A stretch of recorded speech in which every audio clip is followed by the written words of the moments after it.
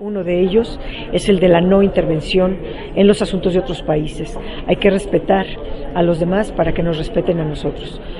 Podemos estar o no de acuerdo en lo que ha venido implementando el gobierno de Venezuela, pero es otro país, es otro pueblo, es otra ciudadanía.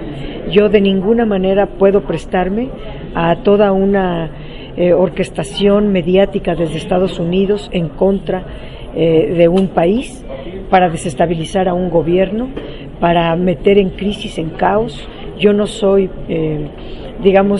simpatizante de la violencia de nadie, venga de donde venga, y creo que no se está atendiendo un tema fundamental, que esta ofensiva está metiendo una profunda violencia en un país por parte de la oposición, y esa es la que no se está criticando. ¿Está mal entonces que el gobierno mexicano ya haya dicho que no va a reconocer el resultado de esta elección? Pues primero él dice que fue antidemocrática. Eso lo tiene que resolver sus propias instituciones, lo tiene que resolver su propia sociedad. Nosotros no somos quien para catalogar de democrático, antidemocrático un proceso. Y quienes están criticando eso son justamente los que tomaron el poder en México, lo digo entre comillas, haya sido como haya sido.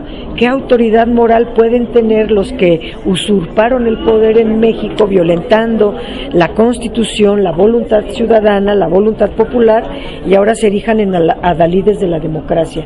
Me parece que esas actitudes incongruentes no ayudan. Sí hay que hacer la crítica, pero de quien tenga autoridad moral, no de quien carece de ella.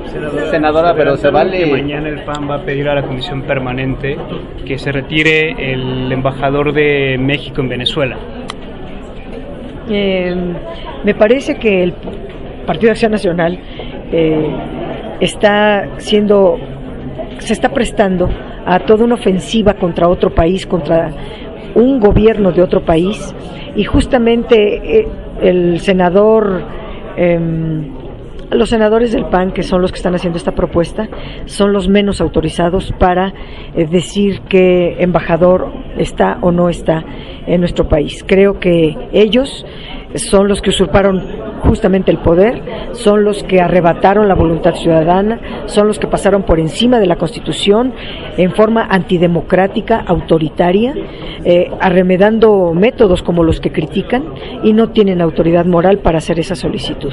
Senadora, yo le quería preguntar si se vale implementar la democracia en Venezuela usando la represión, encarcelando a líderes opositores a través de la violencia, como sucedió ya anoche en Venezuela. ¿Es así como debe ser la democracia? De ninguna manera, y es muy criticable, pero yo prefiero respetar mi Constitución, y en relación a eso solamente decir que en la cárcel solo deben estar los delincuentes, no los pensadores políticos, por más oposición o por más discrepancias, por más diferencias que se tengan. Pero a propósito de los que fueron detenidos, yo solo quisiera decirle que son los que aventaron las bombas, las granadas arriba del Poder Judicial. ¿Esto es aceptable? Pregunto. La oposición está incendiando con bombas, con violencia, ¿Esto sí es permitido? Yo diría que la violencia no está permitida ni del lado del gobierno ni del lado de la oposición. Hay que serenarse. Nuestro país debería de coadyuvar a la estabilidad, a que los ánimos se serenen, ser, como siempre hemos sido, un puente de entendimiento y no de confrontación. Senadora, yo quisiera preguntarle su opinión con respecto a la visita de Andrés Manuel con la presidenta Bachelet, pero además es anunciado como un candidato de México a la presidencia. Pues cada quien tiene sus estrategias políticas, sus estrategias electorales. Yo siempre he criticado que la izquierda no tienda puentes hacia el resto de los países. Creo que nosotros tenemos que buscar la solidaridad en todos los países, tener amistad con todos los países, para que en un momento dado esos países también analicen, coadyuven y sean amigos de nuestro país. Creo que eso le faltaba a varios dirigentes de izquierda.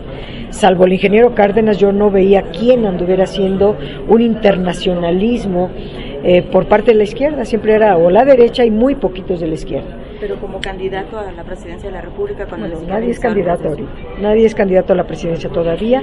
Ahorita son aspirantes, cada uno tiene sus estrategias electorales y pues somos libres de viajar y de visitar con quien queramos. Senadora, publicamos nosotros hoy en Reforma que Romero de Champs, como dirigente del sindicato petrolero, se niega a abrir información que debe ser pública, ¿no? A pesar de que hay una ley que obliga a los gremios de trabajadores a entregar información pública. ¿Qué opina usted? Nos prometieron cuando se aprobó la reforma energética que ese sindicalismo charro, que ese dirigente plagado de corrupción y a través del cual, de un sindicato a través del cual se han venido fugando cantidades inconmensurables de recursos públicos, llegaría a su fin. Ya van 2 años de implementación de la reforma energética y el sindicato charro, corrupto, sigue intacto. Debemos, pues, insistir en que se sancione cualquier desvío de recursos públicos.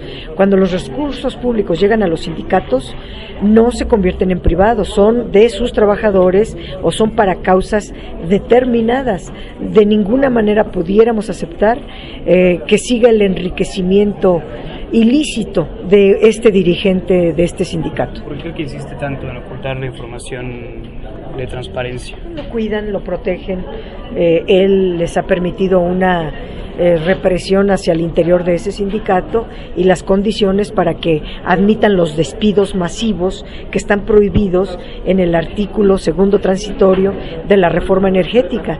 En cambio, ya están miles y miles de trabajadores despedidos y esto es verdaderamente insoportable, pero a él lo cuidan, lo protegen, le dan impunidad, primero porque es senador y segundo porque les hace el trabajo sucio de silenciar a los trabajadores para que se permita este despido masivo.